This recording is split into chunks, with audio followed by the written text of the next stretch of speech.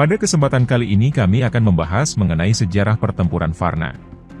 Peristiwa ini bernama Pertempuran Varna, yang dimenangkan kaum muslimin di era Kesultanan Utsmaniyah masa Sultan Murad II melawan koalisi kerajaan-kerajaan Eropa yang dipanglimai oleh John Hunyadi, Władysław dan Mircea.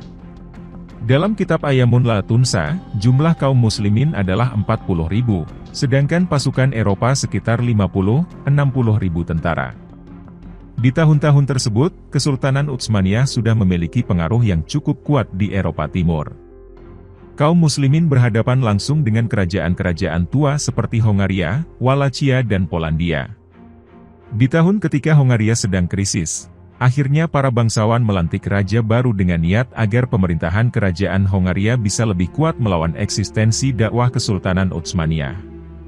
Dan benar, para bangsawan Hongaria melantik Raja Władysław III dari Polandia yang masih muda sebagai Raja Hongaria dan mengharapkan bantuan darinya untuk mempertahankan Eropa Timur dari Kesultanan Utsmaniyah. Setelah naik tahta Hongaria, ia tidak lagi kembali ke tempat asalnya dan mengambil alih pemerintahan Hongaria. Di saat yang sama, kala itu Hongaria sedang dalam fase gencatan senjata dengan Kesultanan Utsmaniyah selama 10 tahun. Sultan Murad II kala itu menjadi pemimpinnya, menyepakati perjanjian damai sementara karena beliau fokus melakukan penyatuan negeri Kesultanan Utsmaniyah dan melakukan konsolidasi dengan beberapa kabilah Turki juga Emirat Karaman di Anatolia.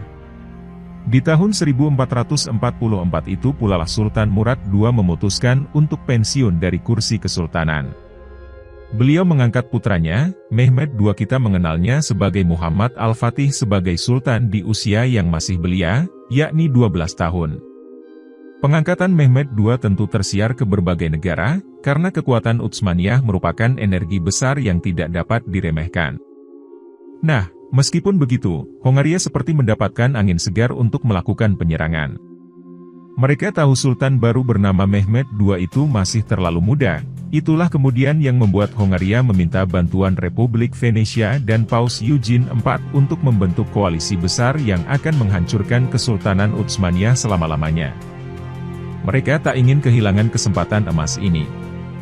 Terkumpullah 11 kekuatan besar yang bergabung di bawah kepemimpinan Władysław, Raja Muda Hongaria ini. Semuanya memiliki alasan masing-masing untuk menghentikan laju pertumbuhan dakwah Kesultanan Utsmaniyah di Eropa Timur. Mereka tak mau bulan sabit berkibar di kota-kota dan gerbang benteng mereka. Sementara itu, Mehmed II yang belum lama menjalankan perannya sebagai sultan menyadari bahwa kekuatannya belum cukup tangkas untuk memimpin pasukan yang bisa melawan gabungan pasukan Eropa tersebut. Untuk itulah ia memerintahkan pengawalnya untuk meminta ayahnya datang lagi dan menjadi sultan. Murad II saat itu sudah pindah dari istana sultan dan memiliki rumah di Anatolia Barat Daya.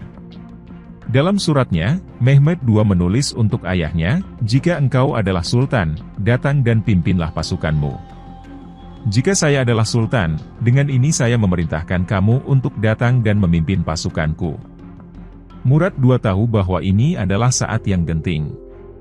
Ia harus membantu anaknya yang sedang membutuhkan kehadirannya. Akhirnya Murad II dilantik lagi menjadi sultan dan berangkat bersama 40.000 mujahid Kesultanan Utsmaniyah menuju ke arah Eropa. Bertemulah dua pasukan besar di sebuah tempat bernama Varna, yang terletak di Bulgaria Timur. Pasukan Eropa sangat percaya diri. Mereka tidak hanya menyiapkan pasukan darat, bahkan juga menyiapkan pasukan laut untuk memblokade Selat Dardanella dan Laut Hitam. Pasukan Eropa ada di timur Varna di sisi yang dekat ke pantai Laut Hitam sementara pasukan Utsmaniyah ada di bagian barat. Sultan Murad II menyiapkan secara jenius di mana pasukan infanteri dan diposisikan di mana pasukan berkuda. Sementara pasukan Eropa merasa posisi mereka sudah dalam keadaan terbaik, mereka salah menyangka bahwa Sultan Murad II memiliki kemampuan taktik yang jitu. Pasukan elit Janissary ditugaskan berada di jantung pasukan Utsmaniyah, beberapa diberi tugas membuat parit dan kayu tajam untuk menghalangi laju pasukan berkuda Eropa. Pasukan lainnya ditempatkan Sultan Murad di dataran yang cenderung lebih tinggi dari posisi pasukan Eropa. Awalnya, pasukan berkuda Utsmaniyah menyerang lebih dulu, namun berhasil dipatahkan oleh pasukan Eropa. Sekitar 2/3 durasi pertempuran didominasi dengan serangan Utsmaniyah yang berhasil dipatahkan. Eropa merasa di atas angin. Namun hal ini membuat Raja Ladislau tak menghiraukan nasihat panglimanya. Ia ingin buru-buru mengakhiri pertempuran dengan menembus jantung pasukan Utsmaniyah. Hanya dengan sedikit pasukan, ia memimpin penyerangan menuju tenda Sultan Murad. Namun ternyata kuda-kuda musuh ditahan dengan palisade dan kayu-kayu tajam yang menghalangi laju kavaleri. Mereka berusaha menyerbu infanteri Janisari dan menangkap Sulti Murad, dan hampir berhasil. Tetapi di depan tenda Murad, kuda Ladislau jatuh ke dalam perangkap, dan ia ditebas oleh tentara Utsmaniyah bernama Kodja Hazar. Melihat hal itu, runtuhlah semangat pasukan musuh. Di saat yang sama, pasukan Utsmaniyah menghimpit dari depan dan belakang, kanan dan kiri sehingga kerugian pasukan Eropa sangat besar. Mereka kehilangan sekitar 15.000 tentara, raja yang tewas dan panglima yang ditawan. Awalnya, Sultan Murad II juga merasa bahwa tentara Utsmaniyah kalah, namun tidak sampai 3 hari kemudian beliau menyadari bahwa kaum muslimin menang.